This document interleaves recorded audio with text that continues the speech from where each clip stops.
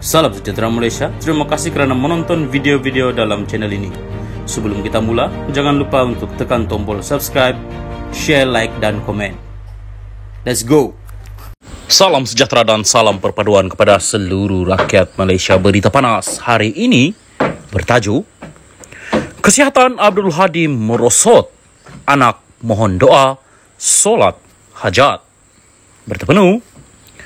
Presiden PAS Abdul Hadi Awang kini menerima rawatan di hospital selepas kesihatannya merosot sejak sebelum Aidil Adha lalu.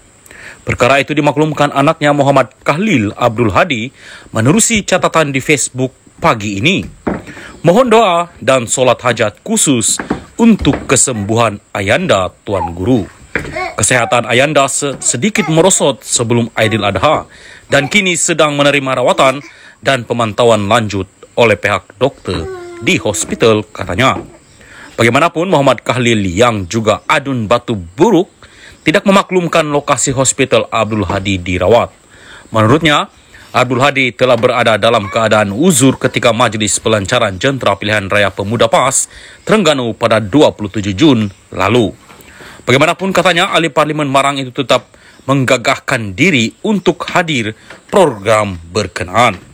Semoga Allah mengurniakan kesihatan dan kesejahteraan kepada Ayanda Tuan Guru, berkata doa yang dipanjatkan oleh kita semua, katanya.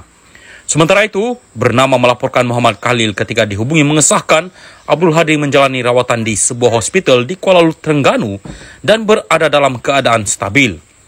Stabil perlu rehat secukupnya, katanya ringkas menerusi aplikasi WhatsApp. Kali terakhir, Abdul Hadi dilaporkan dimasukkan ke hospital ialah pada Februari tahun lalu. Dia ketika itu dimasukkan ke hospital Putrajaya selepas dilaporkan sesak nafas sebelum dipindahkan ke Institut Jantung Negara IJN untuk rawatan lanjut. Salam sejahtera dan salam perpaduan kepada seluruh rakyat Malaysia. Berita panas malam ini bertajuk Pelabur takut sebab wujud persepsi saya akan dijatuhkan Ogos ini. Anwar. Berita penuh. Wujudnya persepsi bahawa kerajaan perpaduan akan tumbang pada Ogos ini telah menyebabkan para pelabur asing takut untuk melabur di Malaysia. Jelas Perdana Menteri Datuk Seri Anwar Ibrahim, walaupun kunjungan Menteri Pengangkutan Anthony Locke ke Hong Kong baru-baru ini dilihat positif, namun ada dalam kalangan pelabur memaklumkan masih melihat kestabilan kerajaan perpaduan selepas dakwaan beliau akan dijatuhkan. Ada orang kata Ogos ini mungkin Anwar akan dijatuhkan. Jadi pelabur tunggu Ogos dulu. Ada baiknya, iaitu pelabur lebih yakin dengan saya daripada mereka pihak yang menyebarkan dakwaan kerajaan jatuh. Dia, pelabur, kata kalau Anwar masih memimpin dan kerajaan masih stabil, dia lebih yakin. Tetapi kalau ganti orang lain, dia tarik balik pelaburan. Ini masalah sikit kepada ekonomi, bukan saya nak kempen untuk kerajaan perpaduan. Tetapi itu kenyataan, katanya pada program Temu Anwar di University Sains Malaysia, Islam Malaysia, USIM, dinilai pada Sabtu. Mengulas lanjut, Perdana Menteri menegaskan usaha meningkatkan ekonomi negara juga tidak seharusnya membebankan sebahagian rakyat, khususnya golongan susah. Menteri Kewangan itu berkata, beliau tidak sanggup menarik pemberian subsidi secara drastik seperti dilakukan Indonesia, walaupun tindakan itu boleh memberikan keyakinan kepada para pelabur.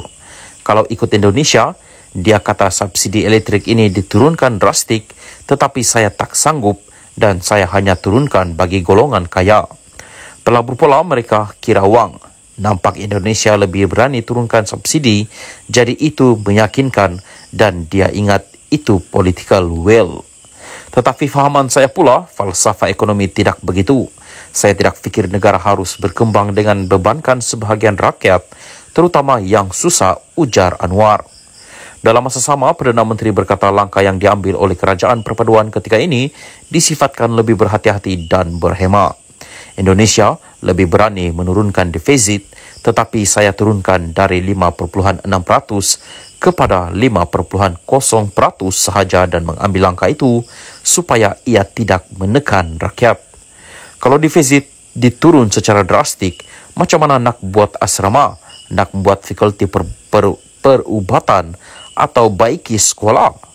Kalau setuju defisit diturunkan drastik, kita tangguh ini semua dan turunkan defisit bagi pelabur masuk. Tetapi saya ambil pendekatan yang lebih manusiawi dan menekankan esan kata ahli Parlimen Tambun itu. Salam sejahtera dan salam perpaduan berita seterusnya.